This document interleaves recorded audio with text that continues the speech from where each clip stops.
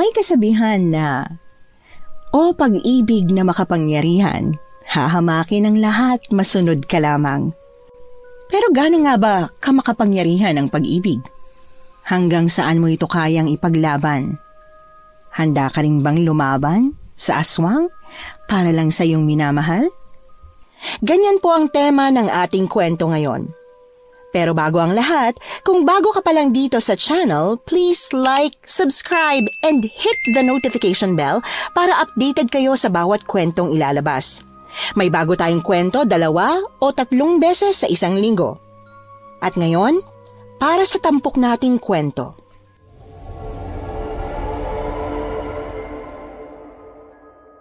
Sa tuwing kabilugan ng buwan, may kakaibang katahimikan ang bumabalot sa baryo ng San Gabriel. Tahimik ang mga kalsada.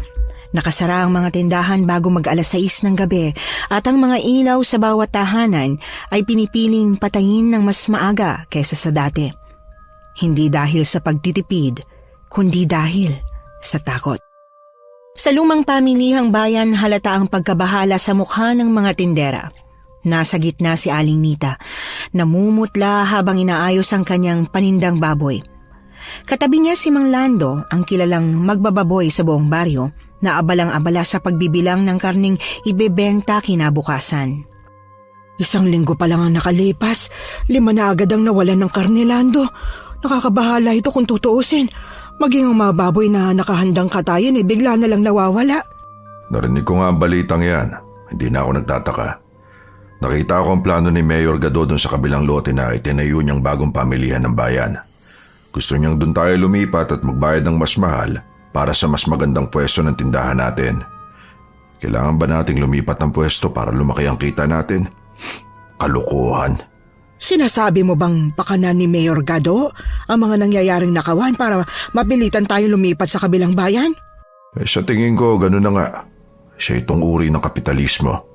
Sa mga susunod na araw, sigurado paalisin niya na tayo rito sa luma at bubuwagin ang kinalakihan na nating pamilya ng bayan. Maraming mawawalan ng hanap buhay kapag nangyari yon. Hindi to ordinaryong magnanakaw, Mang Lando. May isa akong hinala, pero baka pagtawanan niyo lang ako eh. Napatingin ang 2 matanda sa nagsalita. Ito ay si Dudong, 17 taong gulang at naging katulong ni Aling Ninita sa pagtitinda. Ito kasi ang bunsong apo niya sa mga anak niyang nagsipaglayas na sa kanilang baryo para makisama sa kani-kanilang asawa. At ito ngang si Dudong ay piniling samahan ng kanyang lola dahil ayaw niyang mag-aral at gusto na lamang magtrabaho sa bayan para kumita ng pera. At ano naman yun, Dudong? Naku, Lando, wag mong intindihin ang apo ko. Palagi niyang inuungkat sa akin na hindi raw taong kumukuha ng karne na paninda natin eh. Totoo po yung sinabi ko, Lola. Hindi talaga tao. Dahil isang gabi, nakita ko yun. Isang halimaw ang kumukuha ng karne natin. Isang aswang. May mga sungay.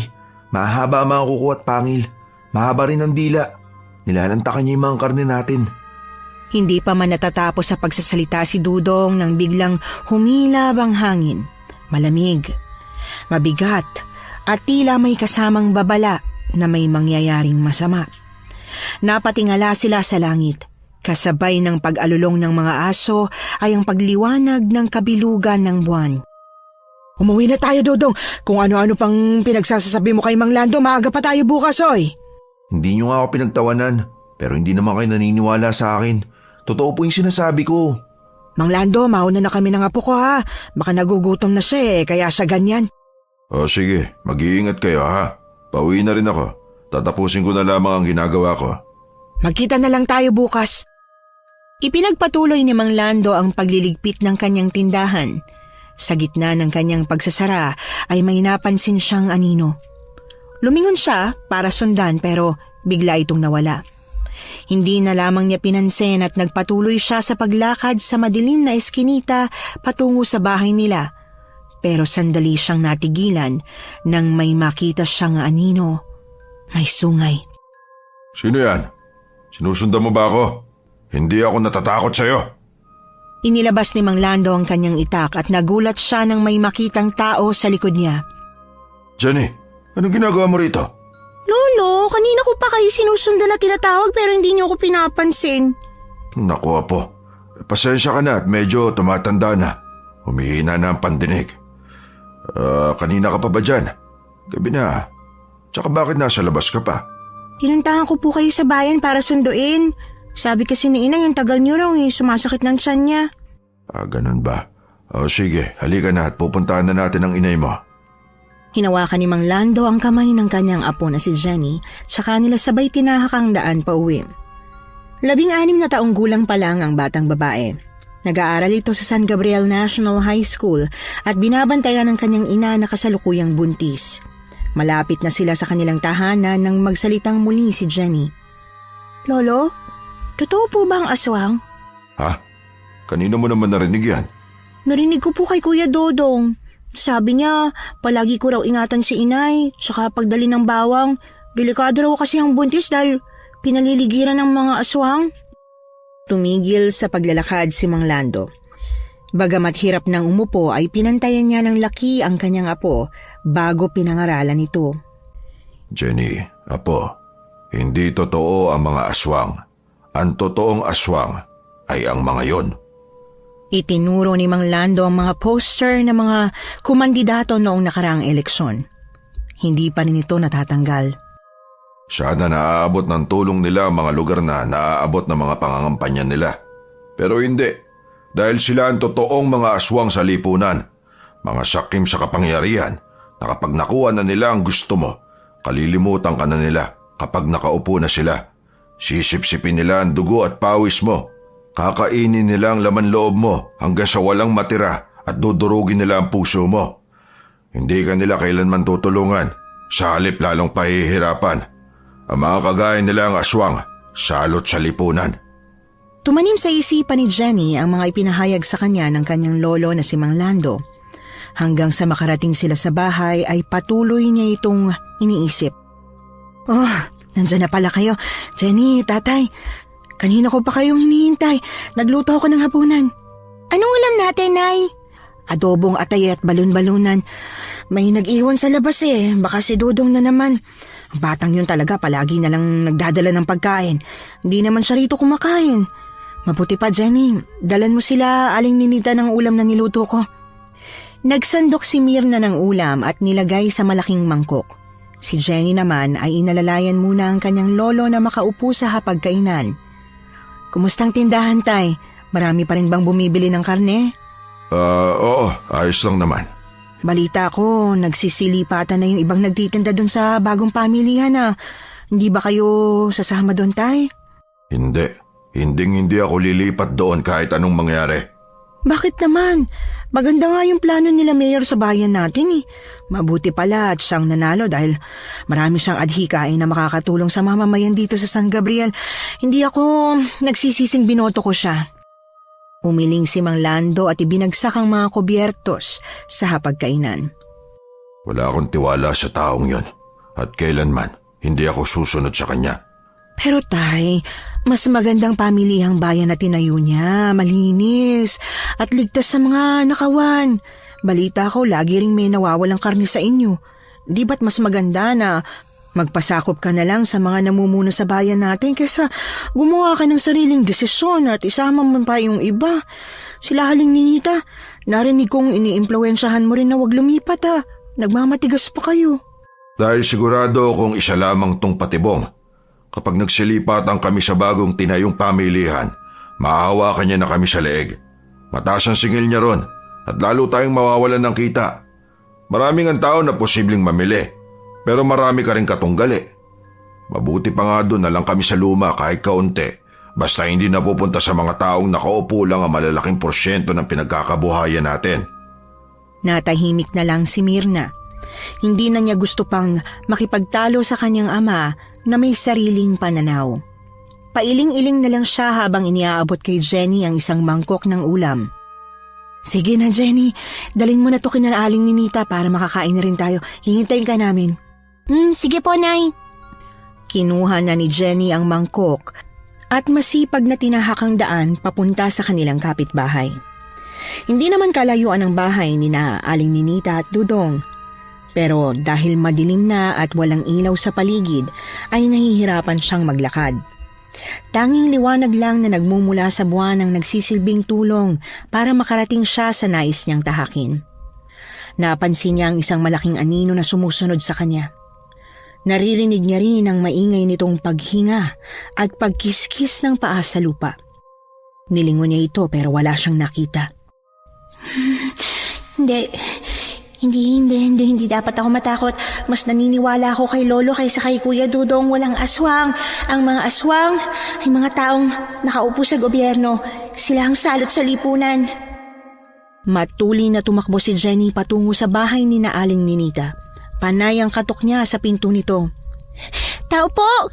Tao po! Aling Ninita! Kuya Dudong! Si Jenny po to! Dinalan ko po kayo ng ulam na pinapabigay ni Inay. Tao po! Puminid naman ang pinto at iniluwanon ay ang matandang babae na si Aling Ninita. Oh, Jenny, ikaw pala. Ano yung dala mo? Gabing-gabi na. Ulam po. Inutusan po ako ni Inay na dalang kayo ng ulam eh. Gusto niya po magpasalamat sa atay at balon-balon ang binigay ni Kuya Dudong sa amin. Ito po, niluto niya pong adobo. Naglakad naman papalapit ang kanina pang nakasilip na si Dudong. Agad niyang kinuha ang mangkok na may takip na naglalaman ng ulam. Tiningnan niya yon at pumanglaw ang mukha niya. Jenny, wala akong binibigay na laman loob kay Aling Mirna. Po? Pero sabi niya po baka kayo raw yung nag-iwanan sa bahay namin eh. Kaya dinalan ko po kayo dito.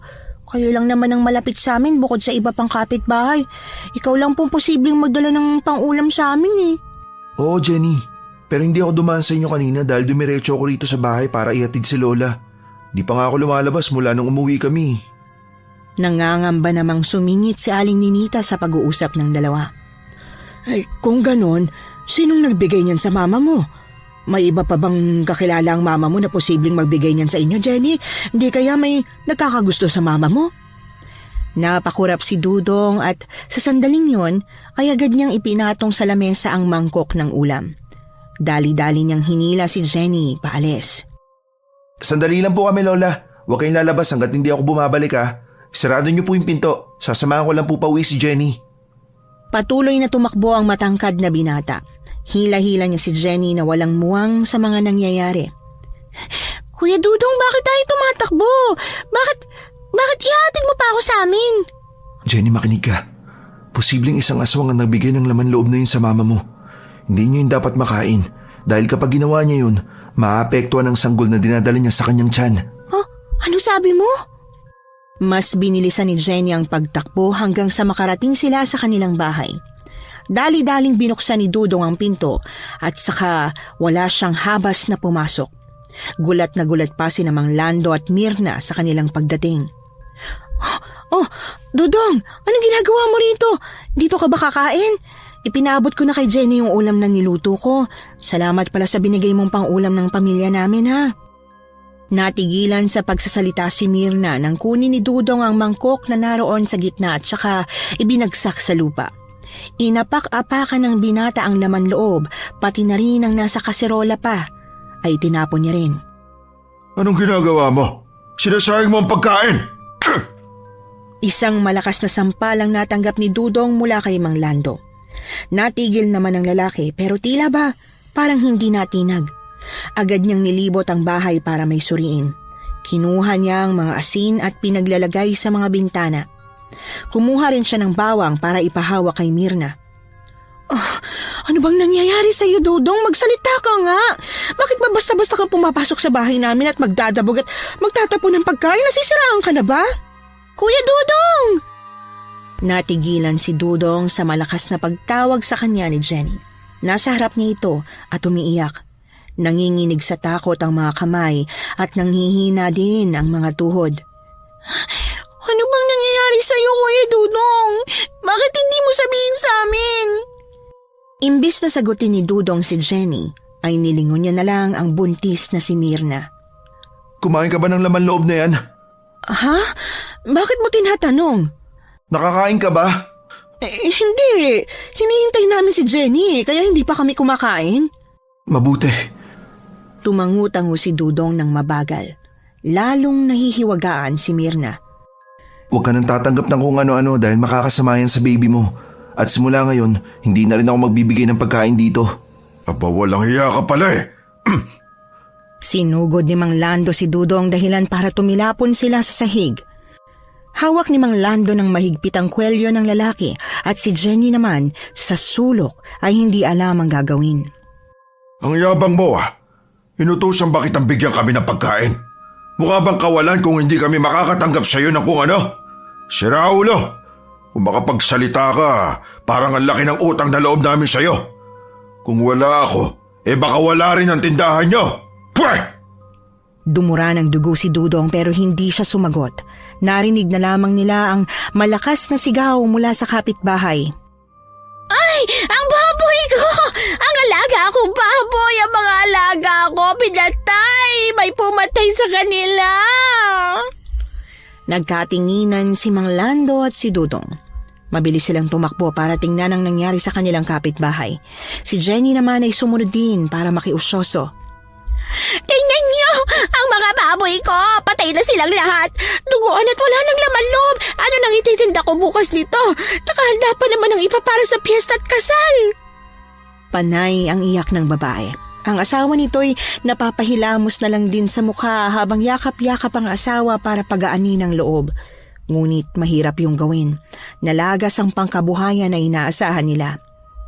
Paano na ngayon? Siguradong mababaon na tayo sa utang nito. Paano ng anak natin at ang pag-aaral niya? Malapit pa naman ang debut niya. Ang isa pa naman dun sa baboy, pinatataba ko para may ipanglechon tayo sa birthday niya. Biyawa ang Diyos. Siguradong pagbabayarin ng taong yun ang ginawa niya sa atin. Nagngit-ngit ang mga ngipin ni Dudong habang pinagmamasdan ng mga kawawang baboy na natabasan na nga ng ulo. Butas pa ang tiyan. Sandali, Kuya Dudong. Ibig bang sabihin, yung laman loob na napunta kay inay, galing sa mga baboy na yun? Napatingin naman sa dako ni Jenny ang mag-asawang umiiyak. Kapwa narinigang sinambit ng batang babae. Anong sabi mo, Jenny? Nasa nanay mong mga laman loob ng baboy namin? Ang nanay mo bang napakala nitong lahat, ha? Tama, buntis siya. Pinaglilihian niya bang mga laman loob? Kaya kailangan niya magnakaw? Hindi magdanakaw ang anak ko. Sumingit na si Mang Lando sa usapan. Hindi na nito matiis ang masasakit na salitang sinasabi tungkol sa kanyang anak. Bakit, Mang Lando? Posible naman ang mga sinasabi ko, ah. Baka ikaw ang gumawa nito sa mga alaga namin, ah. Dahil galit ka. Galit ka na nabalita mo lumipat kami sa bagong pamilihan. Galit ka kaya ginawa mo to sa amin at sa pangkabuhayan namin. Hindi totoo yan. Kaya wag mo akong pagbintangan. Desisyon niyong lumipat sa bagong pamilihan. Sino ako para tutulang kayo? Kami rin sa lumang pamilihan nananakawan ng karne. Kaya pare-pareho lang tayo nagdurusa. Hindi ang pamilya ng dahilan ng paglubog ng mga negosyo natin. Kung hindi ang mga nasa itaas na lumilika ng gulo para masira tayo. Nagpatuloy ang pagtatalo ni Mang Lando at ng iba pang kapitbahay. Samantala, si Jenny naman ay napansing wala na si Dudong sa tabi niya. Agad niya itong hinanap at nakitang tumatakbong paalis. Kuya Dudong! Saan ka pupunta? Sasama ako sa'yo! Dalihan mo, Jenny. Kailangan natin balikan ang iyong inay. Dahil kung tama ako, aswang ang gumawa ng mga yun sa baboy ng kapitbahay natin. At sila ang nagbigay ng mga laman loob sa nanay mo. Siguradong pupuntahan siya ng mga aswang ngayong gabi. Lalo't naiwan natin siya mag-isa. Samantala, si Mirna ay nagliligpit ng basag na mangkok na naroon sa sahig. Nililinis niya rin ang dilubyong ginawa ni Dudong kanina. Pambihira! Ayun ako pa tong magliligpit ng lahat. Gaano ba kahirap sa buntis ang lumuhod para magdampot ng kalat? Ay, puro perwisyo na lang ang dala. Kapag nakita kong Dudong na yon, masasampig ako na talaga siya. At yung si Jenny, pangangaralan ko siyang wag nang magdidikit sa Dudong na yon at baka maimpluwensya ng masamang pag-uugali. Kumuha ng walis si Mirna at pamunas para linisin pa ang mga naiwang kalat. Talaga naman, gutom na ako. Lalo ng baby ko. Ngayon, walang natirang pagkain sa amin dahil tinapon lahat ng Dudong na yon. Ay, kakainis. Sinigurado ko pa namang masarap ang adobo tapos sahig lang ang makikinabang. Naputol naman ang pagkausap ni Mirna sa sarili niya nang may marinig siyang kumatok. Nakita niya rin ang binti ng taong nasa labas ng pintuan sa may puwang sa ilalim. Sino yan? Dudong, ikaw ba yan? Naku, wag na wag ka nang babalik dito. Nasaan ang anak ko? Tama ng pagsama niya sa'yo. Pero muling kumatok lang ng sunod-sunod ang nasa may pintuan. Sandali, Tay! Ikaw na ba yan? Teka, bubuksan kong pinto. Nasa balakang ang kamay ni Mirna nang maglakad siya papunta sa pintuan. Dahan-dahan niya itong binuksan at nakita niya ang isang gwapong lalaki na nakaitim. Sino ka? Manghihingi lang sana ako ng tubig, miss. Kanina pa kasi ako naglalakbay. Wow na ako. Naubusan na kasi ako ng tubig. Ganun ba? Akin na yung tubigan mo at lalagyan ko. Pwede bang pumasok para makapagpahinga sandali? Sinuring mabuti ni Mirna ang lalaki bago tuluyang binuksan ang pinto. Sige, pwede naman. Kaso makalat dito sa bahay dahil may nangyaring away kanina. Maupo ka muna dyan at dadalang kita ng tubig. Maraming salamat. Pumunta sa kusina si Mirna para punuan ng tubig ang tubigan ng lalaki. Hindi niya naman nakalimutang magtanong pa tungkol dito. Bakit nga pala dito mo naisip na pumunta? May mga bahay pa dyan na para katukin tsaka hingian ng tubig. Kasi walang mga tao. Ang iba patay na ang ilaw. Hindi ko na maabala. Dito lang ang nakita ko may tao nagising pa. Ganun ba? Sa bagay, baka yung mga kapitbahay pumunta rin sa labas. Kasi kanina may narinig kaming sigawan Ayun, yung pamilya ko lumabas din para makiusyoso. Kundi nga lang siguro ako buntis, baka nandun din ako. Naglakad pabalik si Mirna para ibigay sa lalaki ang tubigan nito na may laman na. Nakangiti itong nagpasalamat sa kanya. Tungkol sa pinagbubuntis mo, kabuanan mo na ba? Oo, malapit na ako mga anak. Sa makalawa, pupunta na ako sa ospital para mapaghandaan ang lahat. Sana lang lumabas ng healthy ang baby ko. Nasaan pala ang ama ng bata? Naroon sa Maynila, nagtatrabaho. Ang tatay at anak ko lang nandito kasama ko.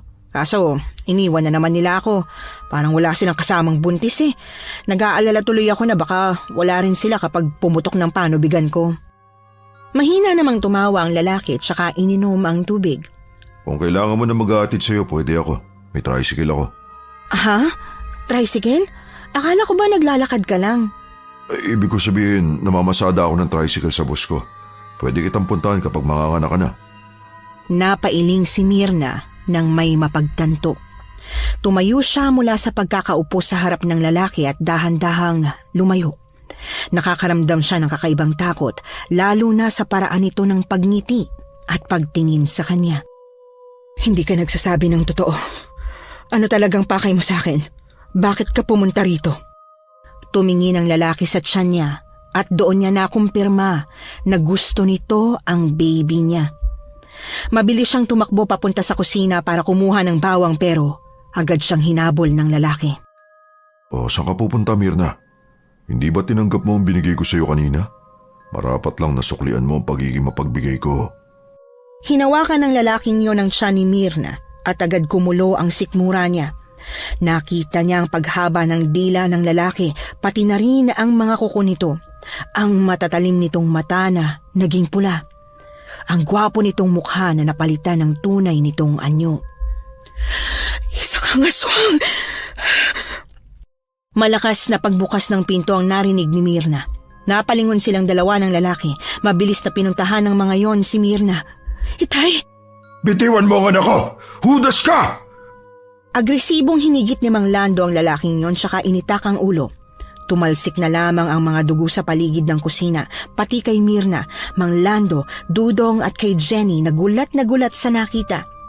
Umiyak pa ito ng pagkalakas-lakas habang tumatakbo papalapit kay Mirna. Inay, anong taong yan? Sinaktan niya ba kayo? Hindi anak, tumahang ka na.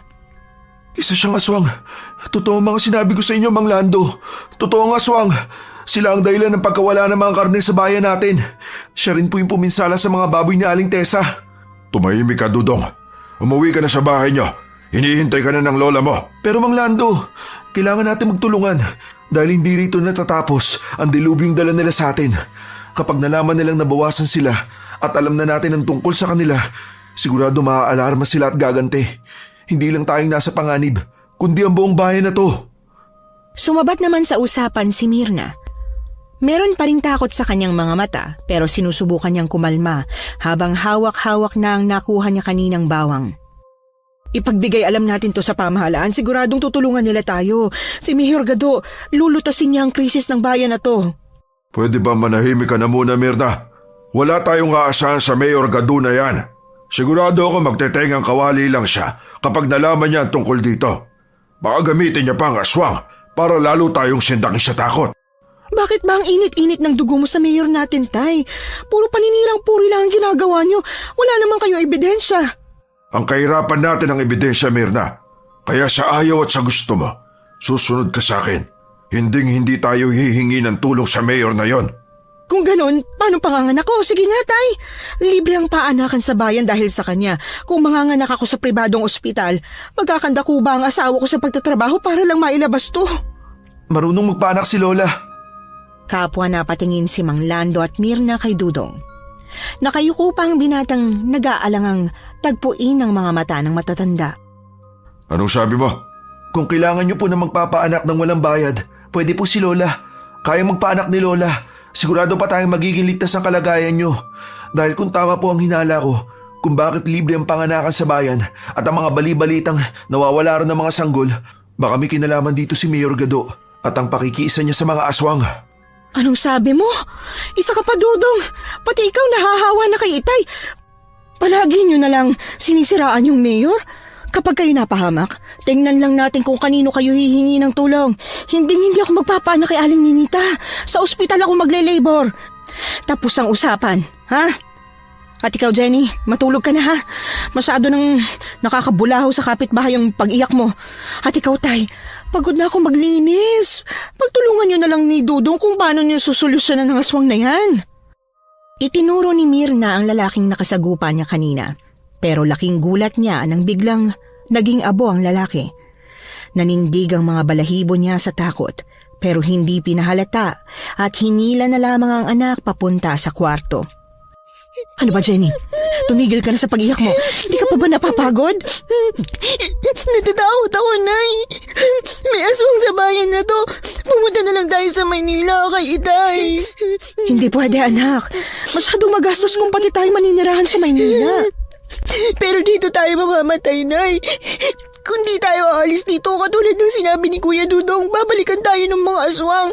Lalo na kapag nalaman nilang yung nangyari kanina.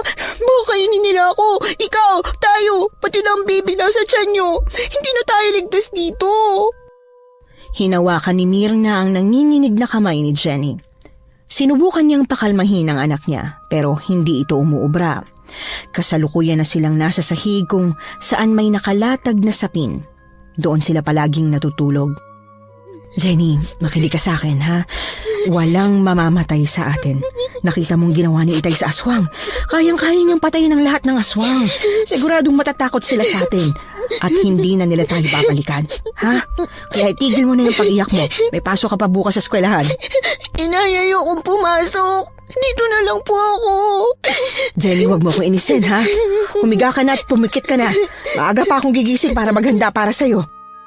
Wala nang nagawa si Jenny kung hindi ang sumunod sa kanyang ina. Kahit natatakot ay sinubukan niyang pigilan ang kanyang pag-iyak. Sa bintana ay napatingin siya dahil may kung anong anino na may sungay ang nagpapakita sa kanya. Hindi lang isa, kundi 3 na tila ba nagmamanman. Nay, may mga kung ano sa bintana, Nay. Jenny, manahimik ka na. Sige ka, hindi kita bibigyan ng baon bukas, ha?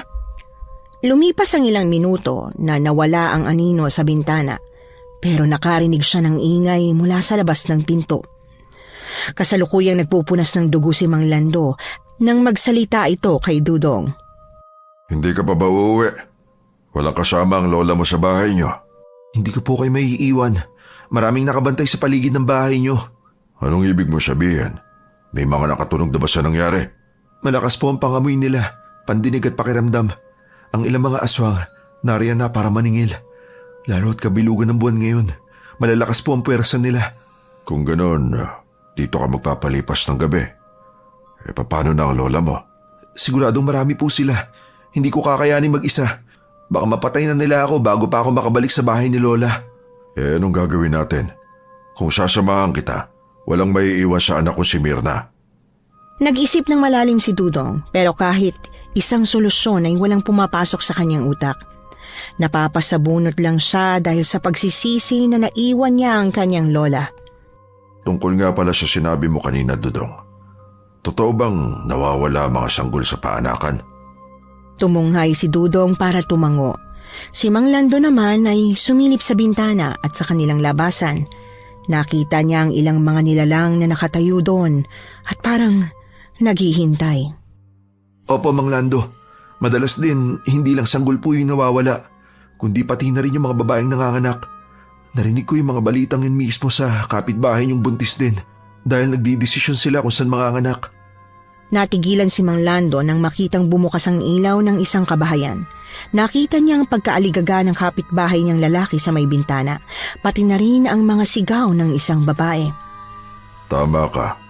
Isa sa mga kapitbahay namin, kasabay ni Mirna na nagbubuntis. Alam ko na ang gagawin natin. Sinipat ni Mang Lando ang luma niyang tricycle noong kabataan niya. Noong hindi pa siya nagdedesisyong kumuha ng pwesto sa bayan, ay pagtatricycle ang hanap buhay niya. Ano pong gagawin natin, Mang Lando? Pupuntahan natin ang lola mo. Gigisingin ko lang sila Mirna at Jenny. Sasabayan natin ang pag-alis ng kapitbahay naming buntis dahil siguradong doon susunod ang mga aswang. Magkakaroon tayo ng pagkakataon na tumakas. Kaya ihanda mo ang sarili mo at kumuha ka ng itak. Tumango si Dudong at tinatagan ng loob. Kailangan lang po nating malampasan ang kabilugan ng buwan dahil kinabukasan, ligtas na po tayo. Mahihina ang mga aswang sa umaga. Naiintindihan ko. Salamat dahil binigyan mo ng oras na aralin ang mga bagay na ito. Di ko akalaing totoo pala mga sinasabi mo. At ang lola mo, sana ay maging ligtas ang anak at apo ko sa kamay niya. Magaling po na tagapagpanganak si Lola, kaya wala po kayong dapat alalahanin. Tinapik ni Mang Lando ang balikat ni Dudong tsaka pumanik sa kwarto. Si Dudong naman ay naghanda na ng kanyang sarili. Pinagkukuha niya ang bawang at asin na maaaring maging panangga niya sa mga aswang. At hindi niya rin pinalampas na kumuha ng itak. Samantala, si Mang Lando naman ay panay ang katok sa pinto. Ano ba, Tay? Natutulog na kami ni Jenny eh. Bumangon na kayo riyan. Dalian niyo, Jenny.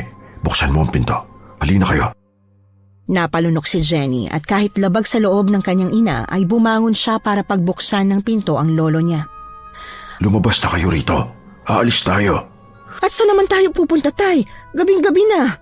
Huwag mong lakasan ang boses mo, ano ba? Sumunod na lamang kayo dahil mawawalan na tayo ng pagkakataon mamaya. Ano ba, Tay? Nagpapahinga na ang buntis. Jenny, buhatin mo ang iyong ina. Magmadali kayo. Iiwan na natin ang bahay na ito. Napabangon si Mirna dahil sa sinambit ng kanyang ama. Ano sinabi niyo? Nasisiraan na ba kayo ng bait, Tay? Saan naman tayo titira kung ganon? Pansamantala lang ito. Pupuntahan natin si Nenita para siyang magpaanak sa'yo. Ayoko nga sabi, Tay. Kung ganon, gusto mo bang maiwan rito? Isasama ko si Jenny sa amin.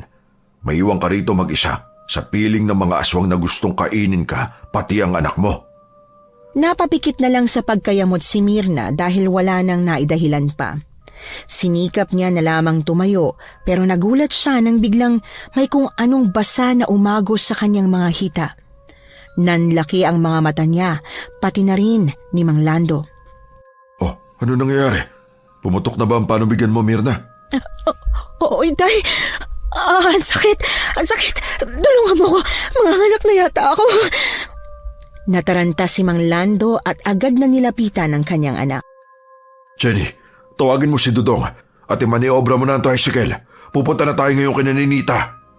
Mabilis na pumanaog si Jenny para puntahan ang naghihintay na si Dudong. Nanlaki na lang din ang mga mata ni Dudong nang marinig ang balita. Hindi ako masyadong marunong magmaneho. Sige na, Kuya Dudong, tayo na. Napakamot na lamang si Dudong at mabilis na lumabas ng bahay. Agad namang napansin yon ng mga aswang na nagdesisyon ng sundan ng mag-asawa na sumasakay sa kotse para pumunta sa ospital. Susundan ba natin ang lalaking yun? Kasama siya sa pumatay sa kauri natin. Hindi. Doon tayo sa buntis na mga anak na. Mas masarap ang laman ng isang sanggol kaysa sa payatot at bobo na katulad niya. Nagsilipatan ng mga aswang papunta sa paligid ng sasakyan, kaya naman kahit hirap na hirap si Dudong, ay naimaniobra niya ang tricycle papunta sa tapat ng bahay ni Mang Lando. Ay, tay! Ang sakit!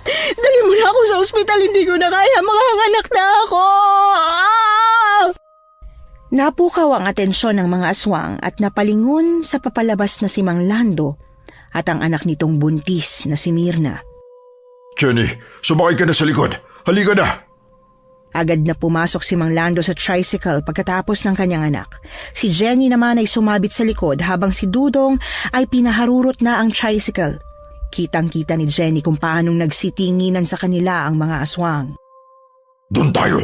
Manganganak na ang anak ng taong pumatay sa pinsan natin. Pagbabayaran nila ang ginawa nila sa aswang. Kakainin natin silang lahat! Mabilis na gumapang ang mga aswang papatakbo para masundan ang tricycle na minamaneho ni Dudong. Si Dudong ay panay ang sipat sa side mirror para makita kung nasusundan ba sila. Pero positive, mabibilis tumakbo ang mga yon. Kuya Dudong, maabutan na nila tayo! Bilisan na natin! Tumahimik ka, Jenny. Kung kaya ko lang itong paliparin, ginawa ko na eh. Malayo pa ba tayo? Mauuna pa yata akong mamatay bago tayo makarating sa lola mo, Dudong! Huwag kang magsalita ng ganyan, Mirna. Makakarating tayo ron. Kaya bilisan mo pa, Dudong. Marunong ka ba talaga magmaneho? Hindi nga po sabi ako masyadong marunong eh. Kung ganon, umalis ka na dyan. At ako na magmamaneho. Puro pagliko lang ang alam mong gawin eh. Mas lalo lang po tayo matatagalan kung hihinto pa tayo at magpapalit. Itay, palitan mo na si Dudong. Papahamak tayo kung siyang magmamaneho, hindi sa marunong. Dudong, ihinto mo na muna ang tricycle. Papalitan na kita. Ikaw naman, Jenny. Pumasok ka rito sa loob ng tricycle. Wala nang nagawa si Dudong kung hindi sundin ang plano ng mas nakatatanda sa kanya. Itinigil ni Dudong ang tricycle at mabilis pa sa 4:00 tumakbo si Mang Lando para hawakan ang manibela. Si Jenny naman ay tumakbo paikot para mapuntahan ng loob ng tricycle pero naabutan siya ng aswang. Lola! Mabilis naman siyang tinakbo ni Dudong para tulungan. Initak ni Dudong ang kamay ng aswang, kinuha niya si Jenny at isinakay sa tricycle. Ano na, Itay? Bakit hindi mo pa pinaandar? Ipinapadya ko na kaso ayaw gumana. Naku po, ayun ang nga bang sinasabi ko. Sana hinintay na lang natin na mag-umaga. Sino ba sa atin ang mga anak na at gusto magpadala sa ospital? Mang Lando, dalian mo na. Naabutan na nila tayo. Panay ang pag-itak ni Dudong sa mga sumusugod sa kanilang aswang. Hingal na hingal niyang binabanatan ng mga ulo nito para mamatay. Agad din namang nagiging abo pagkatapos. Wala na yatang gas, Lolo. Paano na tayo ngayon?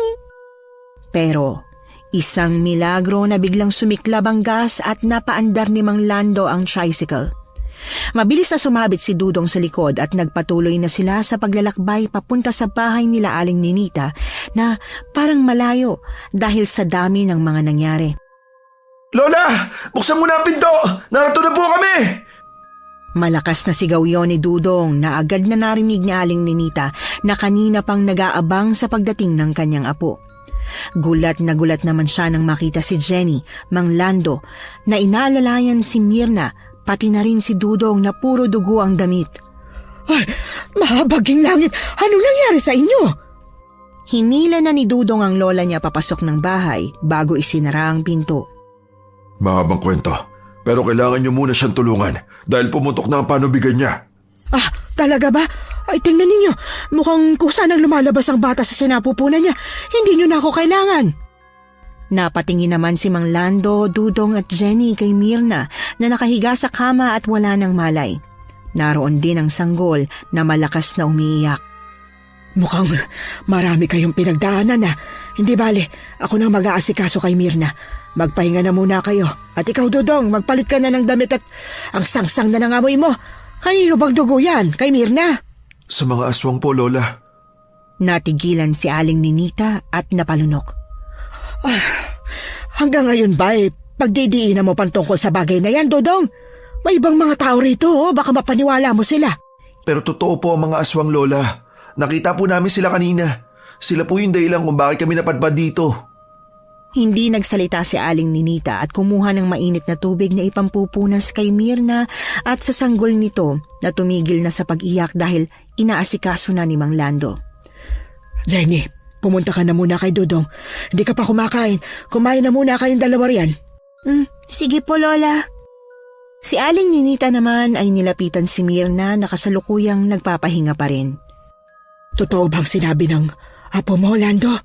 Aswang ang sumugod sa inyo kanina. Oo, Ninita. Hindi ka panipaniwala, pero nakita ng dalawang mata ko. Napatay ko pa ang isa sa kanila dahil pinasok niya ang bahay ko at sinubukan saktan si Mirna. Bakit naman dito nyo pa naisipang pumunta? Dahil kanina ko pa pinauuwi si Dudong, pero natatakot siya na mag-isa. Sakto naman pumutok ang panubigan ni Mirna, kaya napagtanto kong mainam na dumayo kami rito para mapaanak mo siya ng mabuti. Mukhang sinabi sa'yo ni Dudong ang tungkol sa trabaho ko noon. Oo, sinabi niya. Pero dahil sa mga nangyari, kusang lumabas ang anak niya marahil sa takot at sa tagtag ng daan. Akala ko ba'y sa makalawa pa kayo pupunta sa ospital? Napaaga yata ang pagputok ng panubigan niya.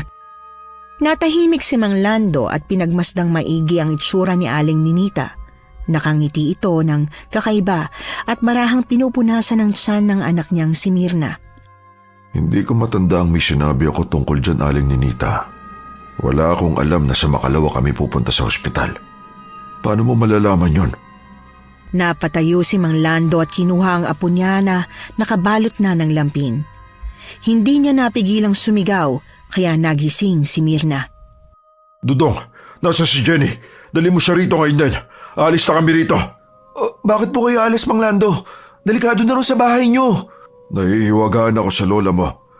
Paano niya nalaman sa makalawa ang punta namin sa ospital? Kumunot naman ang noo ni Mirna nang marinig yon. Sa lalaking aswang ko lang yung sinabi kanina. Ano ibig sabihin nito? Aling Ninita, paano mo nalaman ang tungkol doon? Isa ka ba sa kanila? Aswang ka rin ba? Lumapit naman si Dudong kina Mang Lando. Huminahon po kayo. Wala po kayong dapat ipag-alala. Kumadro na po si Lola, kaya alam niya kung kailan ng due date ang isang nagbubuntis. May ganun po siyang abilidad. Tama ang apo ko. Hindi ako isang aswang. Mabuti akong albularyo noon. At nagtataka lamang ako kung bakit napaaga ang paglabas ng bata. Ngayon pang kabilugan ng buwan. Anong ibig mo sabihin? May masama bang kahulugan ng bagay na yon? Maaaring masama, maaaring maganda. Malalaman na lang natin kapag lumaki na siya. Sige na, magpahinga na kayo. Ligtas kayo sa bahay na ito. Dito na kayo magpaabot ng umaga. Umalis si Aling Ninita dala ang palanggana na may tubig at bimpo. Si Mang Lando naman ay nangangamba pa rin pero sinubukang magtiwala. Itay, yan na bang anak ko? Oo, Mirna. Lalaki ang anak mo. Anong ipapangalan mo sa kanya? Emmanuel. Kahawig ng pangalan ng tatay niya na si Manuel. Emmanuel, na ang ibig sabihin ay kasama natin ng Diyos. Nang gabing yon ay hindi nakatulog si Mang Lando. Si Jenny ay mahimbing nang natutulog katabi ng kanyang ina na yakap-yakap ang sanggol. Si Dudong naman ay naroon sa may bintana at pinagmamasdan ng kabilugan ng buwan. Bakit hindi ka pa natutulog? Ay, Lola, ikaw pala. Pinagmamasdan ko lang po yung buwan. Dahil hindi ko po alam kung ang liwanag ba nito ay para makita natin ang kabutihan ng Diyos o para makita natin ang mga masasama. Pareho, apo. At nasa atin kung anong pipiliin natin. Pero mahirap masabi na ang isang mabuti ay mabuti at ang isang masama ay masama dahil may mga mapagkunwari. Kaya dapat maging mapanuri tayo at piliin kung sino ang dapat pagkatiwalaan, maging matalino. Kayo Lola, ba't gising pa po kayo? Iniisip ko lang ang tungkol sa paninda natin sa palengke. Wari ko'y nabawasan na naman yon dahil sa magdanakaw. Magdanakaw pa rin po ba yung tingin nyo? Aswang nga ang kumukuha ng mga karne natin, Lola. Aswang man o hindi, hindi pa rin mayaalis ang katotohanang nawalan tayo. Iniisip ko kung mas makakabuti bang lumipat na tayo ng pwesto eh. Ano? Iiwan natin si Mang Lando sa lumang pamilihan? Tayo na lang po yung natitira ron. Tsaka sasama po yung loob ni Mang Lando kapag iniwan natin siya. Pero kung hindi tayo lilipat, Magugutom ang mga sikmura natin. Malalagay tayo sa peligro. Kung tama kang mga aswang ang nagnanakaw sa mga karne, paano tayo nakakasigurong hanggang karne lang ang kaya nilang kunin? Matanda na ako, Apo. Ikaw ang inaalala ko. Gusto kong bago ko mawala sa mundo, ay maiwanan kita ng magandang negosyo. Maiintindihan naman siguro ni Mang Lando. Lingid sa kanilang kaalaman ay naririnig ni Mang Lando ang mga pag-uusap nila. Malalim siyang napabuntong hininga at tinanggap na lamang ang katotohanang sa huli ay siya na lamang ang matitirang mag-isa. Oh, kayo na muna ang bahala sa bahay. Aalis na kami ni Lando at pupunta sa bayan. Sige po, Aling Ninita. Sisiguraduhin ko pong magiging malinis ang buong bahay pagbalik ninyo. Nako, kaanak mo lang. Huwag ka munang magkikilos. Ako na pong maglilinis, Nay. Napakabuting bata. O sige, paano? Aalis na kami ni Dudong. Ikaw ba, Lando? Sasabay ka na ba sa amin? Sige, dito na tayo sa tricycle ko sumakay para makatipid din kayo sa pamasahe. Kakargaan ko rin to ng gasolina para sa paglipat nyo sa bagong pamilihan. Pwede nyo yung magamit. Natigilan naman si Aling Ninita at napatingin kay Dudong. Napabuntong hininga siya. Maraming salamat, Lando. Salamat at naiintindihan mo ang desisyon ko. Tumango na lamang si Lando. Natigilan naman sila nang dumaan ng isang pamilyar na kotse. Ang kotse kung saan nakasakay ang mag-asawa kagabi, pero ngayon ay lalaki na lamang ang naroong nakasakay sa loob, umiiyak. Kinutuban ng malala si Lando at akmang hahabulin nang pigilan siya ni Aling Ninita. Halika na, baka wala na tayong maabutang grasya kapag tanghali na tayo nagbukas. Napatingin na lamang si Mang Lando kay Dudong na siyang tumangulang. Sumakay na lamang si Mang Lando sa tricycle niya, kasunod sina Aling Ninita at Dudong na piniling sumakay sa likod. Hindi mawala sa isip ni Mang Lando ang nakita niya kanina sa kotse. Sa tingin mo ba, kinuha ng aswang ang mag-ina ng kapitbahay namin? Yun din po yung kutob ko, Mang Lando eh. Pero wala po tayong pruweba. Hindi rin tayo pwede makialam. Dapat ang kapitbahay mo yung dumulog sa munisipyo para pakinggan siya. Maghihinala lang po sa atin yung mga tao kung tayo yung gagawa eh. Kung ganun, maghihintay na lamang tayo. Munti ka na nilang kuhanin ang anak ko. At pakiramdam ko, ako ang may kasalanan kung bakit nawala ang mag-ina ni Tasyo. Mang Lando, wala po kayong kasalanan. Sa atin po sumunod ang mga aswang kagabi. Sigurado may iba pang aswang na nakakalat sa bayan, lalo na ron sa paanakan. Kaya nawawala rin ang mag-ina ni Mang Tasyo. Nahampas na lamang ni Mang Lando ang manibela ng tricycle niya. Mainit pa rin ang ulo niya nang makarating sila sa palengke at nawawala lang yun sandali kapag may mga bumibili. Naaalalang muli ni Mang Lando ang nakaplanong pag-alis ni Aling Ninita. Siya na lang ang maiiwang mag-isa at ngayon na ang araw na yon. Napapansin niya ang mga pagliligpit ng matanda at wala naman siyang magawa para pigilan yon.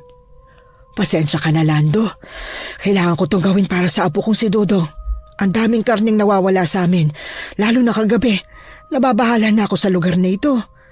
Nasa sayo naman kung susunod ka sa amin, Lando. Kung hindi mo nais, ayos lang.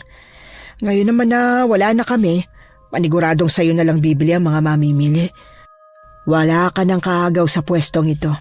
Naiintindihan ko. Gamitin na lamang ni Dudong ang tricycle ko para mabilis kayo makalipat. Hindi niyo ba gagamitin ang tricycle niyo, Mang Lando? Hindi, Dudong. Kayo na muna ang bahala kina Mirna at Jenny. Pati na rin sa apo ko si Emmanuel. Hindi ako makakauwi ngayong gabi dahil may kailangan akong alamin. Gusto kong malinawan kung sino ba ang kumukuha ng mga karne natin. Nagpaiwan si Mang Lando sa palengke. Tahimik niyang inililigpit ang kanyang paninda dahil 6:00 na. Napatingala siya sa kalangitan. Bilog na naman ang buwan. Sigurado nga alingasaw na naman ang mga baho ng aswang ngayong gabi. Pati na rin ang mga pagpatay nila. Sumapit ang dilim at pinili ni Mang Lando na magtago sa gilid ng kanyang tindahan. Yakap-yakap niya ang kanyang itak habang naghihintay ng oras.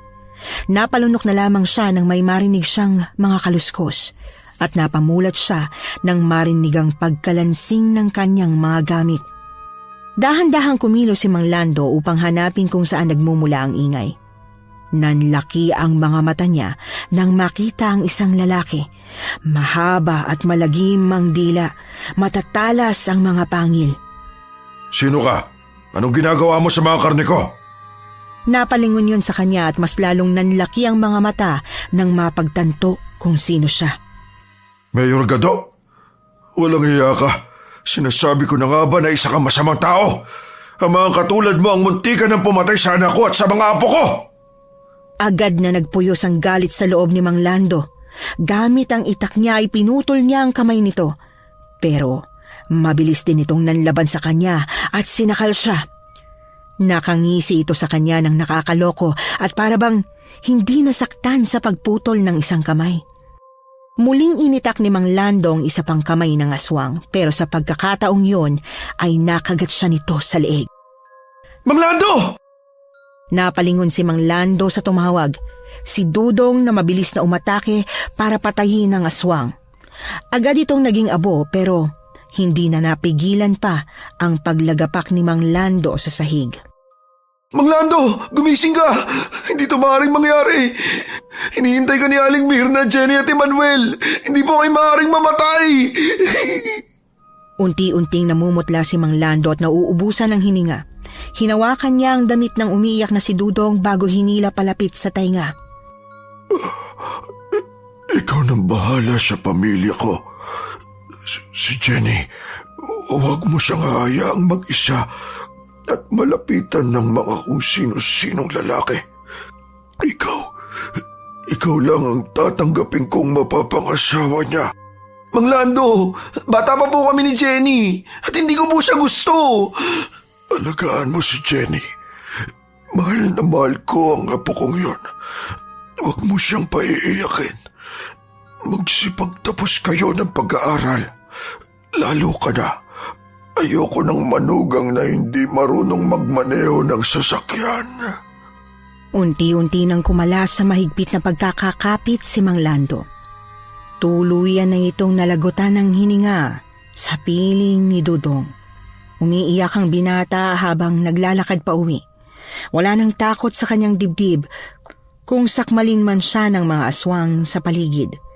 Ang tanging nasa isip niya lang ay si Mang Lando, pati na rin ang mga huli nitong sinabi, ang tungkol sa pagsiwalat sa katotohanan kay Mayor Gado. Napasigaw siya sa galit at nang suguri ng aswang ay pinagsasaksak niya ang mga yon. Mamatay na kayong lahat! Mawala kayong kwenta! Pinatay niyo si Mang Lando! Dapat lang sa inyo mamatay! Uubusin ko kayong lahat! Kuya Dudong!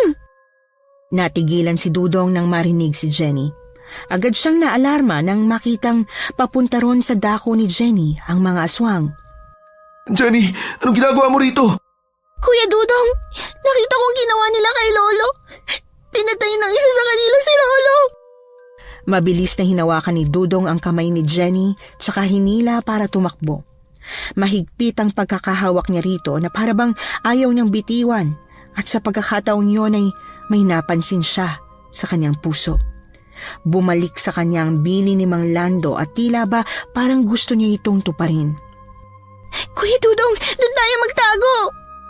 Sinunod niya ang tinuro ng babae at doon niya namalayan na naroon sila sa center kung saan madalas pumupunta ang mga buntis para manganak.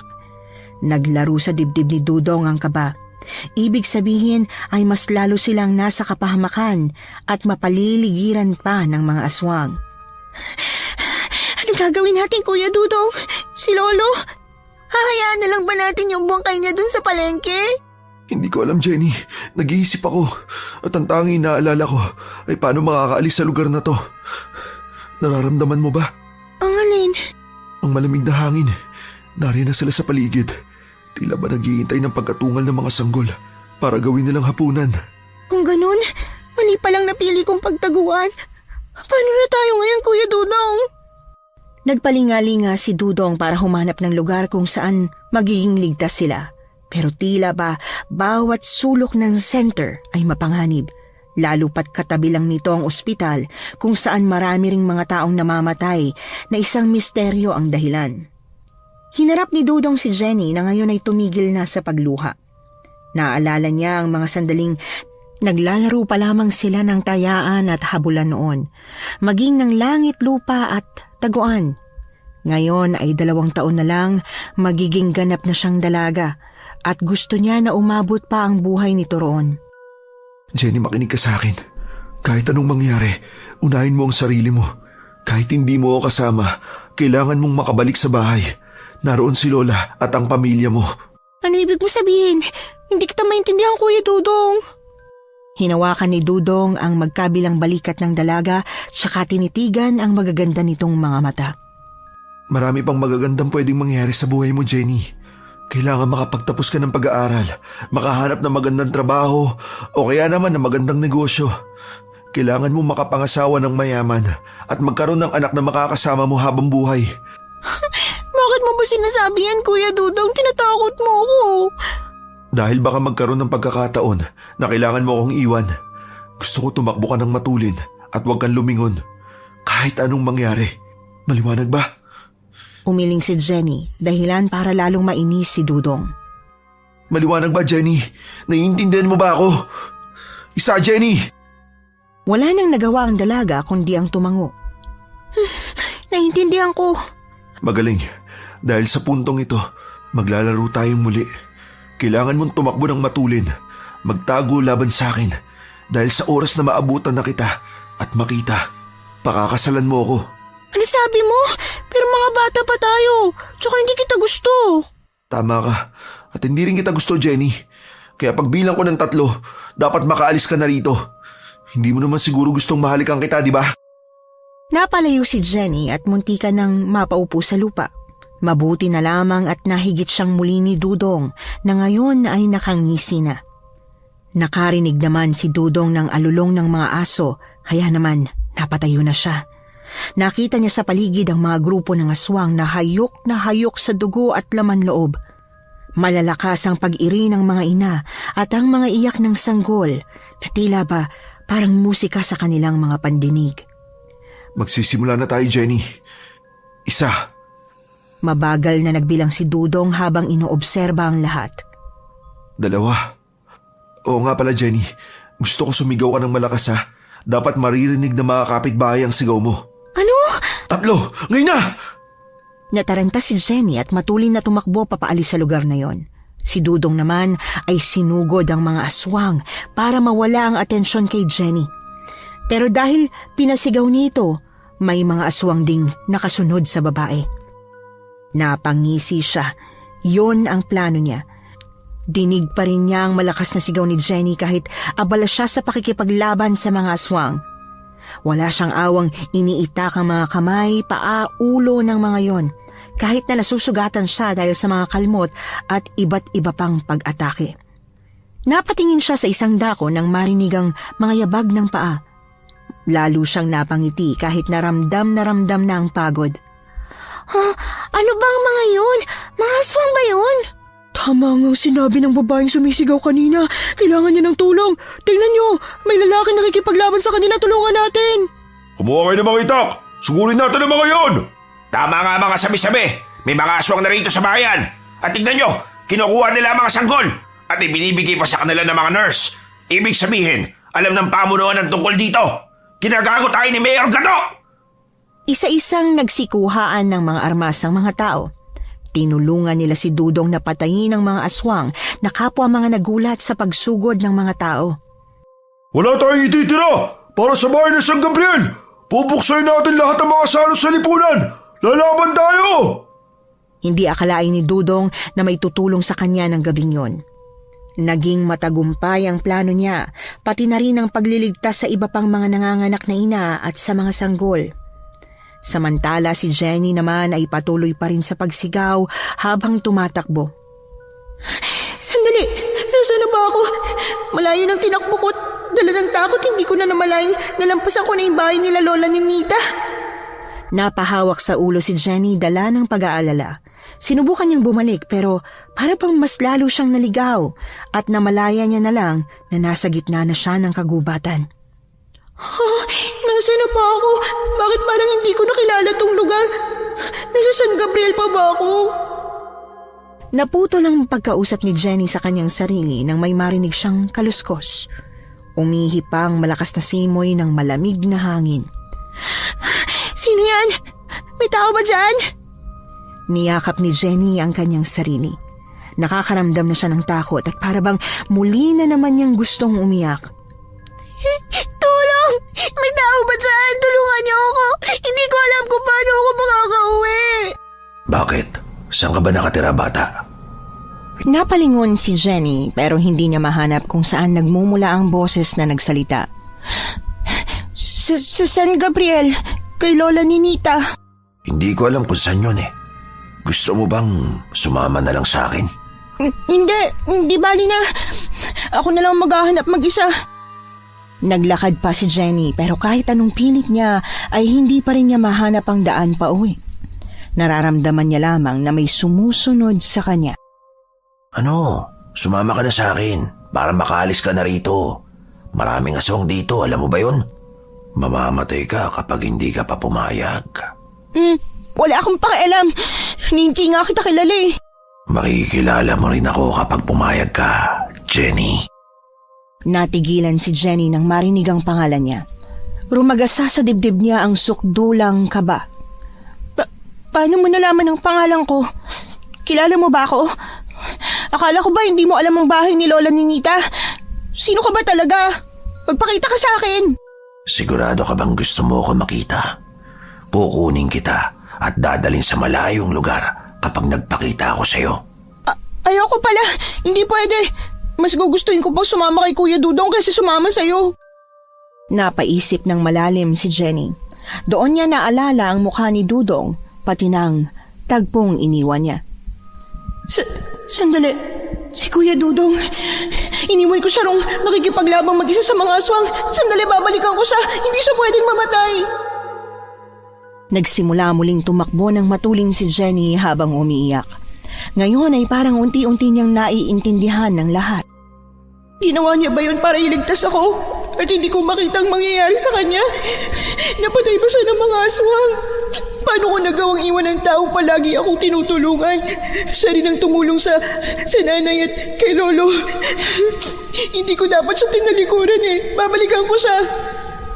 Pero sa kakamadali ay hindi nakita ni Jenny ang nakausling malaking bato, dahilan para madapa siya at masubsob sa kalsada. Jenny! Pero imbis na indahin ang kirot ng natamong sugat, ay napatingin siya sa lalaking tumawag sa kanya mula sa kanyang likuran. Kuya Dudong? Jenny! Kahit kilang ka talaga. Pagtakbo na nga lang yung kailangan mong gawin, hindi yung pamagawa ng tama. Kuya Dudong! Umiiyak na niyakap ni Jenny ang lalaki, mahigpit na tila ba nagsisisi. Aray, masakit! Pero hindi yon pinansin ni Jenny, sa halip ay humagulgol pa. Sorry kung iniwan kita kanina, Kuya Dudong. Hindi ko alam. Masyadong mahina ang ulo ko para maintindihan ka agad ng kabayanihan ginawa mo. Kaya ba babalik ka? Babalikan mo ako? Dahil nangangamba ako na may nangyari na sa'yong masama. Na baka katulad ni Itay, mapatay ka rin ng mga aswang. Salamat naman buhay ka. Salamat at nagbalik ka. Pero mukha namang mamamatay ako sa igpit ng pagkakayakap mo sa akin eh. Jenny, hindi ako makahinga. Dahil doon ay nag-alala si Jenny at humiwalay sa pagkakayakap mula kay Dudong. Doon naman ay napon na niya rin ang kumikirot niyang tuhod na ngayon dumudugo na. May mga sugat ka. Halika, papasang kita para makauwi na tayo. Hindi na nakapalagpas si Jenny nang umupo na sa unahan niya si Dudong. Hawak nito ang kamay niyang umaalalay para makasakay siya sa likod nito. Doon ay nakaramdam ng paghinhawa si Jenny at para bang gusto niyang magpahinga sa piling ng lalaki. Kuya Dudong, natalo mo ba silang lahat? Oo, sa tulong ng mga tao. Dahil sa lakas ng sigaw mo, nakita nila ang kaganapan sa paanakan. Nailigtas namin ang mga sanggol at pati na rin ang mga ina. Salamat naman kung ganun. Akala ko habang buhay na tayong matatakot eh. Sandali namang katahimikan ang namagitan sa kanilang dalawa pero muling nagsalita si Jenny. Hindi ba ako mabigat, Kuya Dudong? Hindi naman. Hindi ka ba pagod dahil sa pakikipaglaban sa kanila? Ngayon naman bubuhatin mo pa ako pa uwi. Hindi, ayos lang ako. Magpahinga ka na dyan. Masyadong marami nangyari para sa isang batang katulad mo. Tinapik ni Dudong ang ulo ni Jenny at sa balikat niya nga ay nakatulog ito. Napatingala si Dudong sa kalangitan at doon ay nasilayan niya ang bilog na buwan. Tapos na ang lahat. Tapos na, Mang Lando. Sigurado ako magandang bukas ang sasalubong sa ating lahat bukas ng umaga. Makalipas ang ilang minutong paglalakad ay nakarating na si Dudong at Jenny sa bahay nila Aling Ninita. Agad naman silang sinalubong ni Mirna at ng matanda. Dudong, anong nangyari sa inyo? Si Jenny, bakit walang malay ang anak ko? Nakatulog po siya, Aling Mirna. Pinatakbo ko kasi siya. Pinatakbo? Sandali, ikaw ba yung nasa balita kanina? Nanonood kami ng lola mo ng balita. Nakita naming nilusob ng mga aswang yung ospital at paanakan.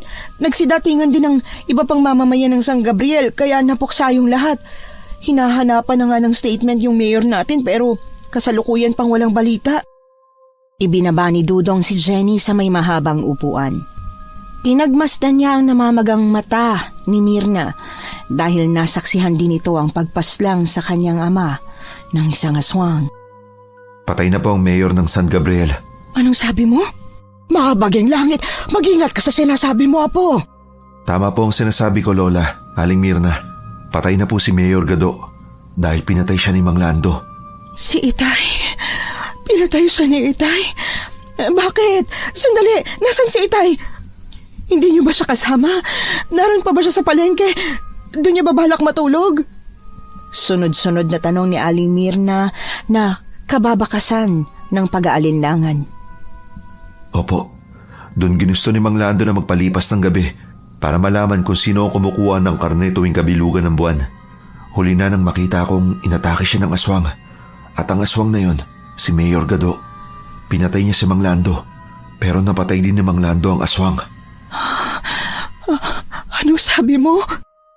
Napahawak na lamang si Aling Mirna sa kanyang bibig at dagling napaupo. Hindi alam kung anong unang mararamdaman. Tanging pagluha na lang ang naging reaksyon niya. Ibig sabihin, isang aswang ang mayor ng San Gabriel, Apo. Kung ganon, maliwanag na may kinalaman siya kung bakit malayang nakukuha ng mga aswang ang mga bagong panganak pa lamang na sanggol. Sangkot siya sa mga anomalyang nangyayari dito sa San Gabriel dahil nakikipagsabuatan siya sa mga kalahi niyang aswang. Hindi na nakakapagtaka kung bakit siya ang nanalo nung eleksyon. Pero totoong mabuti ang Diyos dahil inalis sa kanya kaagad ang pwesto.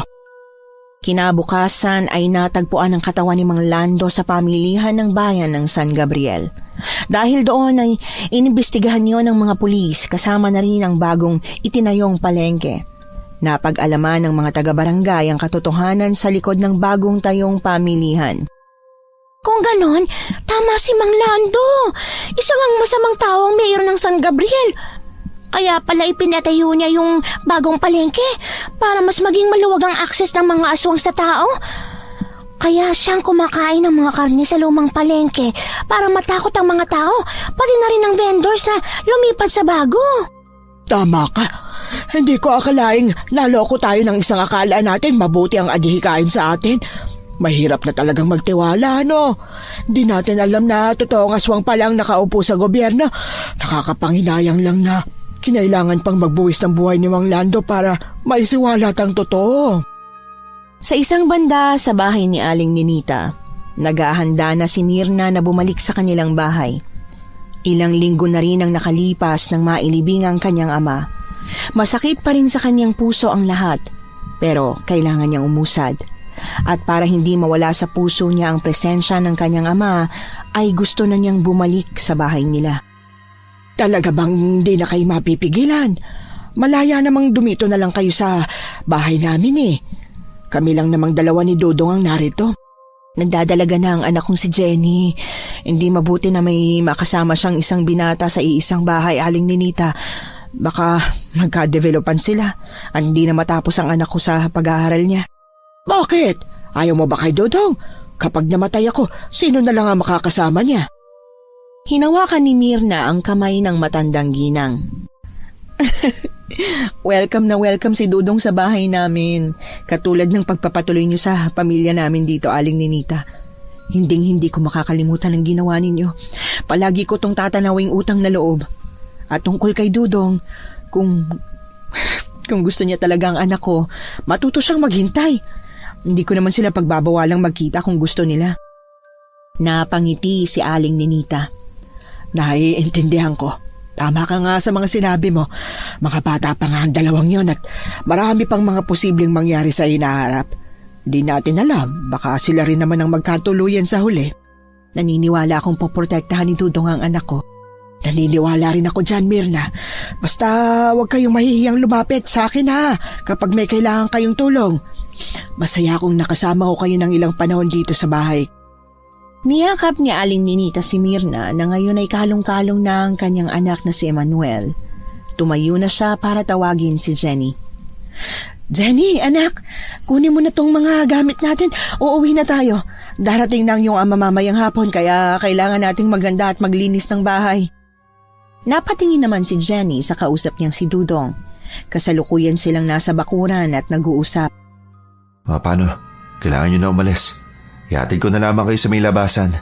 Sandali, Kuya Dudong. May gusto pa sana akong itanong sa'yo. Ano yun, Jenny? Ano kasi tungkol sa nilaro natin nung nakaraan? O bakit? Ano meron doon? Wala. Kalimutan mo na nga. Iba na lang. Tumayo si Jenny at hinarap si Dudong. Iniisip ko kasi kung paano ka napunta sa likod ko nung nadapa ako sa may gubat. May nakausap ako nun sa gubat eh. Gusto niya akong kunin. Iniisip ko lang kung ikaw ba yun? Paano mo naman nasabing ako yun? Hindi ko alam. Bakit pa ayaw mo nalang sagutin ang tanong ko? Ikaw ba yun o hindi? Kapag sinagot ko ba yung tanong mo, tutuparin mo ang consequence ng nilaro natin? Napalunok naman si Jenny at napaatras. Yon ang totoong gusto niyang itanong kay Dudong. Kapag naaalala niya, hindi niya mapigilan ang pamumula ng kanyang pisngi. Si Dudong naman ang tumayo at nakapamulsang tinitigan ng maliit na babae. Hanggang dibdib lang siya ni Dudong. Hayaan mo, matagal pa naman yun eh. Mga bata pa naman tayo. Kapag dumating ang panahon na nasa tamang edad na tayo at hindi pa rin natin gusto ang isa't isa, pwede na natin kalimutan yung tungkol sa larong yun. Nakaramdam naman ng lungkot sa puso si Jenny. Anong ibig mong sabihin, Kuya Dudong? Nahanap kita ng gabing yun, kaya pakakasalan mo ko. Pero hindi kita sisingilin kung dumating ang araw na hindi mo pa rin ako gusto. Maliwanag ba? Tumango na lamang si Jenny kahit nabuo sa loob niya ang pagtanggi. O siya, sige na. Baka hinahanap ka na ron. Uuwi na kayo. Ay, oo nga pala. Pwede ko kayong ihatid gamit ang tricycle ni Mang Lando. Tama, para maiwan ko na rin dun yung tricycle niya. Sandali lang. Magpapaalam ako kay Lola. Akmang aalis na si Dudong nang hablutin ni Jenny ang kamay niya. Napalingon naman si Dudong sa gulat. Kapag ba dumating ang araw na nagustuhan kita, pwede na ba kitang tawagin sa totoong pangalan mo at wala ng kuya? Napanganga si Dudong at hindi ka agad nakasagot. Tatawagin kitang Elias. Ayos lang ba? Napaiwas ng tingin si Dudong. Sa tanang buhay niya, si Jenny pa lang ang tumawag sa kanya ng ganoon. Ano, payag ka ba? Naghihintay ako ng sagot mo. Saka na natin pag-usapan yan kapag nakapagtapos ka na ng pag-aaral. Kinalas ni Dudong ang pagkakahawak ni Jenny sa kanya at matulin na tumakbo para pumasok sa loob ng bahay. Si Jenny naman ay wala nang nagawa kundi ang kunin ng mga gamit ng kanyang inay at isakay sa tricycle. Oh, Dudong, ihahatid mo na ba kami ron sa bahay? Opo, Aling Mirna. Nagpaalam na rin po ako kay Lola para maisauli ko na po itong tricycle. Naku, Dudong, wag mo na tong isauli. Wala na rin namang gagamit nito sa amin eh. Mabuti pa, iyon ang tricycle na to. Pamana na sa iyo to ng tatay ko para naman makapag-tricycle ka pa sa pagmamaneho. Malay mo, balang araw. Mapagkakitaan mo pa to. Di ba, Jenny? Opo. Muling bumalik sa pagiging tahimik si Jenny hanggang sa nakarating sila sa bahay nila. Agad namang napaluha si Mirna nang pumasok siya sa loob ng bahay. Si Jenny naman ay akmang papasok na nang tawagin siya ni Dudong. Tungkol pala sa sinabi mo kanina, Jenny. Sige, pumapayag ako. Kumislap ang mga mata ni Jenny. Hindi niya na naitanong pa ang ibig sabihin ng lalaki nang bumalik na ito sa tricycle at matulin na nagpandar. Nakanganga na lamang siya habang sinusundan ito ng tingin. Nang makalayo na ang dating tricycle ng kanyang lolo, ay siya namang pagdating ng bago. Kumunot ang noo ni Jenny nang may isang lalaking bumaba at lalo siyang napaluha nang makita kung sino ito. Itay! Itay, kayo nga! Itay, nandito na kayo! Mabilis na tumakbo si Jenny para salubungin ng yakap ang kanyang ama na nagmula pa sa Maynila. Hinalikan siya nito sa noo. Anak, pasensya na kung ngayon lang ako. Nasaan ang nanay mo? Nandun po sa loob ng bahay, Tay. Hawak-hawak ni Jenny ang kanyang ama nang pumasok sila sa loob ng kanilang kabahayan. Nay, nasan po kayo? Nandito na po si Tatay. Dumating na siya, Nay.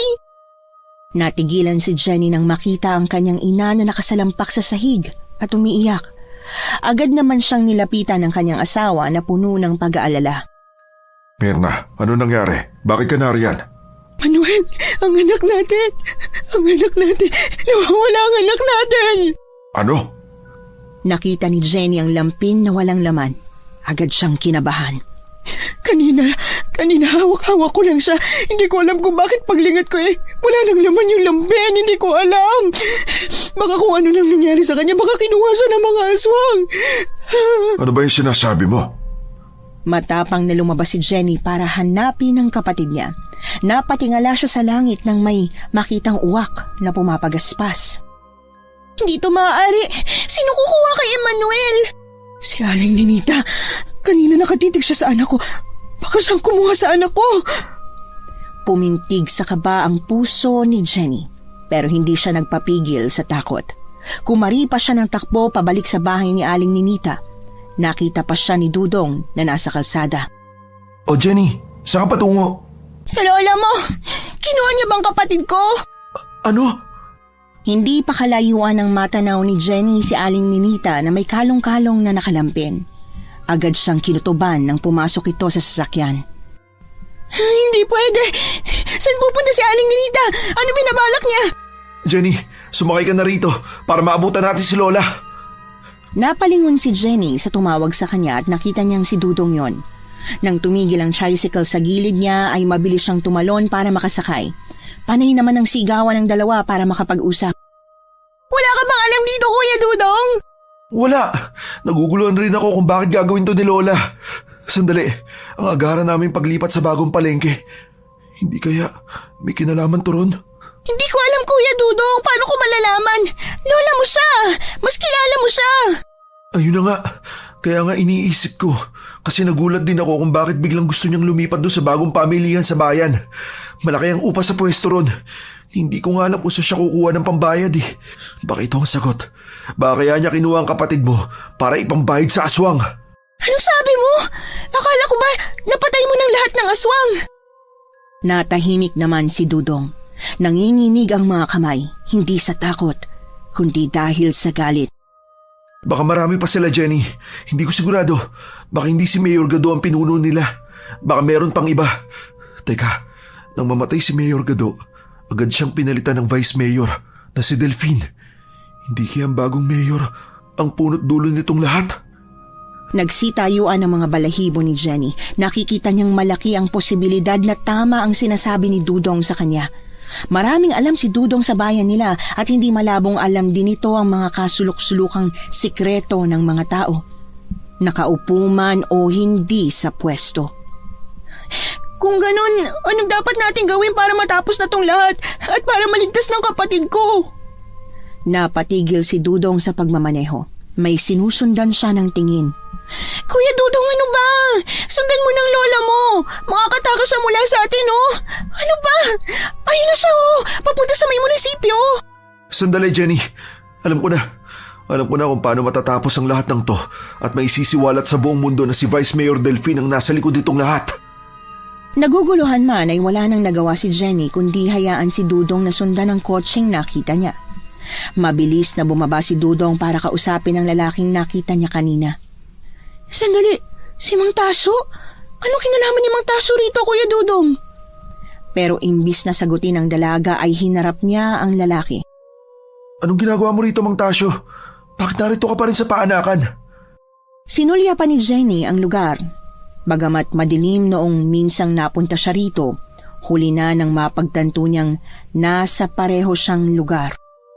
Hanapin ko ang asawa at anak ko. Alam ko narito lang siya. Makikita ko pa sila. Pero matagal nang nawawalang mag-iina mo, Mang Taso. Hindi totoo yan, Jenny. Nakita ko siya nung nakaraan. Kinausap ko siya. Pero hindi niya ako naaalala. Tila ba nabilog na ang utak niya ng mga aswang at nalimutan niya na meron kaming anak. At ayun, isa na siya sa mga nangunguha ng sanggol at nagiging daan para maibigay sa mga aswang. Ano pong sabi niyo? Hindi ba't matagal nang natigil ang kalakarang yan dahil patay na si Mayor Gado? Yun ang akala ng marami. Pero mas lalong lumala ang lahat. Si Mayor Delfin na dating Vice Mayor ang nasa likod nito at ginagawa niyang aswang ang lahat ng opisyalis ng gobyerno. Malakas siya at mahirap isahan. Kaya niya rin kontrolin ang pag-iisip ng marami. Napakagat sa labi si Dudong. Yun na nga bang sinasabi niya, ang hinala niya. Napatingin na lang siya kay Jenny. Mang Tasyo, kailangan namin ng tulong mo. Kailangan matapos itong lahat para makuha mo na rin ang asawa mo sa kamay ng mga aswang. Anong dapat kong gawin? Tutulong ako. Gusto ko pagbayarin ang lahat ng may sala sa pagkawala ng asawa at anak ko. Dumilim ang mukha ni Mang Tasyo. Baka sa kanyang mukha ang pagkasuklam. Hindi ako makakapayag na maghari ang mga aswang na yon sa bayan natin. Hindi ito ang pinangarap kong tahanan para sa anak ko. Hindi ligtas ang lugar na ito para sa kinabukasan. Humugot ng malalim na hininga si Dudong bago lumapit kay Mang Tasyo at Jenny. Seryoso ang mukha niya habang nagsasalita. Lulubusin natin ang munisipyo ngayong gabi. Isisiwalat natin sa buong mundo ang lahat ng mga ginawa nilang anomalya. Paano natin gagawin yun? 3 lang tayo? Hindi, Jenny. Marami tayo. Gagawa ako ng sunog sa munisipyo para doon pumunta ang mga tao. Makikita nila ang lahat. Siguradong naroon din si Lola na nalason na ang pag-iisip ng bagong mayor ng San Gabriel. Ipinapangako kong ibabalik ko ang kapatid mo, pati na rin ang asawa mo, Mang Tasyo. Dumating ang 6:00 ng gabi. Tahimik ang buong bayan at kapwa mahimbing ng natutulog. Pero ang isang lalaki, abalang naglalagay ng gasolina sa paligid ng munisipyo, ang tahanan at pugad ng mga aswang. Hoy! Anong ginagawa mo dyan? Nagulat si Dudong nang mailawan siya ng flashlight ng isang security guard, pero bago siya makatakbo, ay nahagisan niya na ng lighter ang munisipyo na mabilis na sumiklab. May sunog! May sunog! Nasusunog ang munisipyo ng bayan ng San Gabriel! Sa isang iglap, ang katahimikan ay naging malaking kaguluhan. Maraming taong pumunta sa munisipyo para tumulong na mapula ang apoy, kahit ang mga bombero. Pero hindi nila ito kinaya dahil nagkaroon na naman ng sunog sa may katabi nitong gusali. Mabilis na gumagapang ang apoy na naging sanhi ng malaking dilubyo sa buong City Hall. Mabilis niyang nakita ang hinahanap niya. Si Mayor Delfin, nasa opisina na ang paligid ay unti-unti na ring nilalamo ng apoy.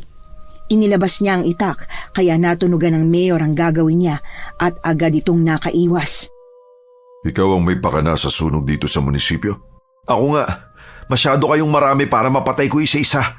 Kaya mabuti pang sunugin ko na lamang kayong lahat. Mga aswang ng lipunan. Kalokohan. Ano ba yung pinagsasabi mo? Kung galit ka sa aswang, huwag mo kaming idamay. Si Mayor Gado lang ang aswang. Patay na siya. Pero ikaw ang pinuno niya. Sunod-sunuran lang siya sa'yo. Wala kang ebidensya. Marami. At isa na rin ang lola ko. Dito siya pumunta pagkatapos niyang kunin ang anak ng kapitbahay namin. Dahil ipambabayad niya yun sa'yo. Walang katotohanan ng mga sinasabi mo. Sisiguraduhin ko makukulong ka kapag nakaligtas ako rito. Ngumisi si Dudong at saka bumuelo. Yun ay kung makakaligtas ka pa. Mabilis na initak ni Dudong ang kamay ni Mayor Delfin. Dahilan para magalit ito at lumabas ang tunay na anyo. Inaasahan niya ng magiging malaki itong aswang sa dami ng mga lamang kinain niya. Pero hindi siya magpapatalo. Para ito sa kinabukasan ng mamamayan ng San Gabriel! Inatake ni Dudong ang malaking halimaw pero napinsala rin siya nito. Nakalmot nito ang kanyang dibdib dahilan para manghina siya. Bumagsak sa sahig si Mayor Delfin na may saksak ng itak sa gitna mismo ng kanyang puso. Totoong tapos na. Ito na ang wakas. Sumabog ang kabilang parte ng opisina ni Mayor. Nalaglag na rin ang litrato nitong babasagin na siyang tumama at humiwa sa pisngi ni Dudong. Hindi. Kailangan ko makaalis rito. May naghihintay sa akin. Itinukod ni Dudong ang itak sa sahig nang bumigay siya. Napaluhod siya. Dala ng sakit ng katawan ay nahihirapan na siyang maglakad. Mahirap na ring huminga dahil sa makapal na usok sa paligid. Elias! Elias, nasan ka? Elias! Ano ba? Gusto mo ba tawagin kitang Kuya Dudong para lumabas ka? Napalunok si Dudong at dagling napangiti nang marinig ang pamilyar na boses na yon. Bumibigat na rin ang talukap ng kanyang mga mata na parabang gusto na ring magpahinga. Elias! Pakiusap, sagutin mo ako! Nasaan ka ba? Nakuha ko na si Emmanuel mula kay Lola ni Nita. Nabigay ko na sa kay Inay. At ang asawa ni Mang Tasyo bumalik na sa kanyang sarili. Ikaw na lang ang kailangan ko. Udang na loob, magpakita ka. Jenny. Tuluyan nang bumagsak sa sahig si Dudong at nawalan ng malay. Narinig niya pa ang malakas na sigaw ng isang babae bago siya malagutan ng hininga. Lumipas ang 5 taon at masayang-masaya si Jenny na umaakyat sa stage para sa kanyang pagtatapos sa kolehiyo. Naroon ang kanyang ina at ama na kasama niya sa pagkuha ng kanyang diploma. Congratulations, anak. Masayang-masaya kami para sa'yo. Ate Jenny, picture! Napangiti si Jenny nang makita si Emmanuel sa ibaba ng stage na may hawak na kamera. Agad siyang umiti kasama ang kanyang mga magulang. Nang matapos ang seremonya ay nagpaalam muna si Jenny sa kanyang ina na sasama sa mga kaibigan para kumain. Pinayagan naman siya ni Aling Mirna. Basta, sabihan mo ko kapag uuwi ka na, ipapasundo kita. Sige po, Inay. Mag-ingat po kayo. Oo naman. Oh, ayan na palang sundo namin. Ano na, Dudong? Ang tagal mo. Nangangawit na pa ako. Pasensya na po, Aling Mirna. Namasada po ako eh. Nga pala. Sino yung magandang dalaga na katabi mo, Aling Mirna? Pwede ba ako magpakilala? Sira ulo. Ako lang to, Elias. Masyado kang OA. Ikaw pala yung Jenny. Di kita nakilala. Nung nasa malayo kasi akala ko, ikaw yung future ko eh. Sira ulo. Tayo, si Elias, parang timang. Hayaan mo na, anak. Ganyan din naman ako sa inay mo nung nililigawan ko siya. Kailan mo ba kasi sasagutin itong si Dudong? Hindi naman ako nililigawan yan. Sinisira ang araw, pwede pa. Sige na nga, umalis na kayo. Nasisira na naman ang araw ko. Graduation day ko pa man din. Sumakay na ang mag-anak ni Jenny sa tricycle. Si Jenny naman ay may pahabol pang hirit. Hoy, galingan mo magmaneho nanay ko yan. Oo naman no. Takits mamaya. Kinindatan siya ni Dudong bago umalis. Hindi niya naman naiwasang mapangiti at kahit habang kumakain ay naaalala niya si Dudong, pati na rin ang mga pangako nila sa isa't isa noong mga bata pa sila. Nang matapos kumain ay nagpaalam na siya sa mga kaibigan niya at katulad ng inaasahan ay nasa labas na at nag-aabang si Dudong. Agad siyang sumakay sa likod ng tricycle at niyakap ang lalaki. Ano yan ha? Nananching ka na ha? Oh, bakit? Masama ba? Graduate na ako Pwede nang maging tayo. Mawa ka na nga lang na mahigpit para maiatid na kita sa inyo. Gabi na rin eh. Oo nga, hindi ko na malayan. Kapilugan na naman ng buwan Baka may magpakita na namang aswang dito. Ano naman? Kasama mo naman ako eh.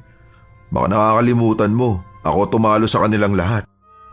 Napangiti si Jenny at mas hinigpitan pa ang yakap sa iniirog. Oo nga pala, ikaw ang bayani ng bayan ng San Gabriel. Alam mo, kung ikaw ang tatakbong mayor, iboboto kita. Papatawa ka ba? Anong alam ko dyan? Sigurado matatalo ako. Mabuti pa, tumakbo na lang ako papunta sa'yo. Tsak panalo ako. Tama ka.